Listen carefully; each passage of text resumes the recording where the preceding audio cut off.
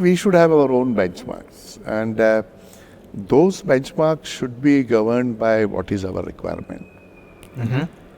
Like currently, what we are realized and thinking that after 2030, as more and more, we would be depending on ocean more and more.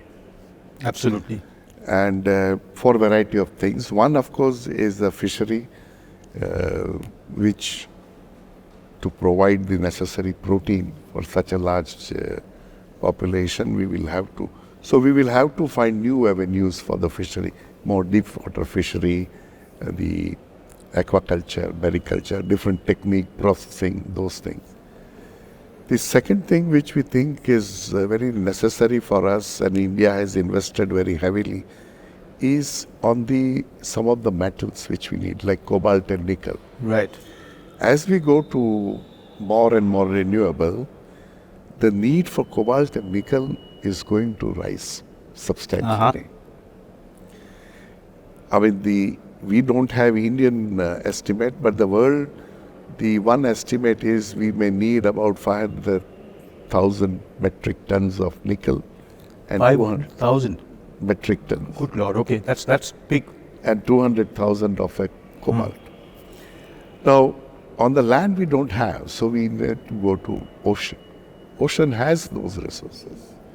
But it is not that simple. So India has invested long back, and we have about 75,000 square kilometer area under exploration. The reconnaissance exploration is done.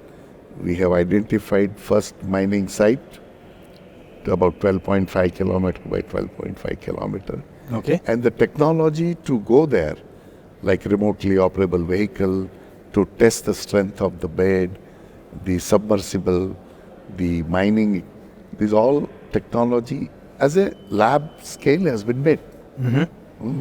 Now we have to scale it up. Right. From lab to field level. So that work, and that is why Government of India has now major investment in a deep ocean mission. Right. And they are investing almost 5,000 crore into this mission. So I think that is what we should do, that if we realize that this is what we will be needing, and we should plan the thing as per that.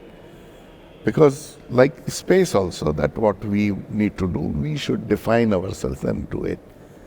Because the best thing is that instead of competing in a particular X or Y, we should find out what is our requirement, and accordingly if we do. Anyway, you will grow and you will come to that level. Because end of the day, we have seen that the technology ultimately governs.